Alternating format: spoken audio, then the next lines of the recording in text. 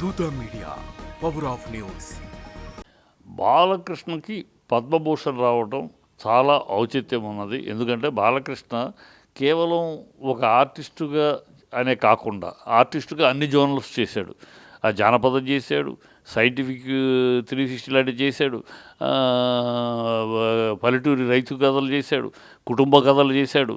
అన్ని రకాల జోనల్సు, నవరసాల జోనల్స్ చేసి నవరసాలను మెప్పించి ఫ్యాక్షన్ కథలు చేశాడు, అన్నీ చేశాడు.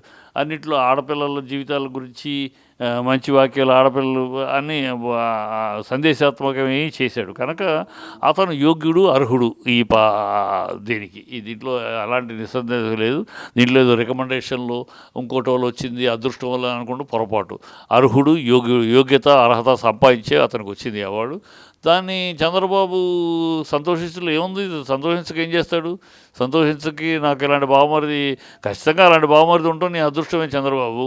ఈ బావమరిది నీకు విలువనిచ్చి నీకు అడ్డు రాకుండా నువ్వు వాళ్ళ నాన్నకి అంత ద్రోహం చేసినా కూడా, వాళ్ళ నాన్నని క్షోభ పెట్టినా కూడా, అయినా సరే రాజకీయంగా నీకు అడ్డు రాకుండా నీకు సమర్థింపుగానే ఉండటంలో అదృష్టం. మరి ఇలాంటి బావమరిది నీకు దొరకడం అదృష్టమే. లేకపోతే నువ్వు సీఎం ఎక్కడ అయ్యేవాడివి.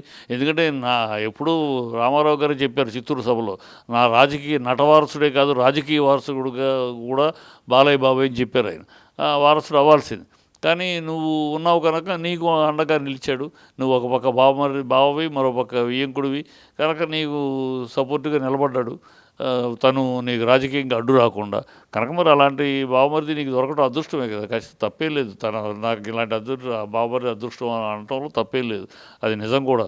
బాలకృష్ణ లాంటి బావమరిది కాకపోతే అంత మరీ టూ మచ్ ఆఫ్ బావకు మర్యాద ఇచ్చే బావమరిది కాకపోతే నీ పరిస్థితి ఇంకో రకంగా ఉండేది రాజకీయంగా. తను రాజకీయంగా అడ్డు నిలబడకుండా నీకు సపోర్టివ్గా రావడం నీ అదృష్టం.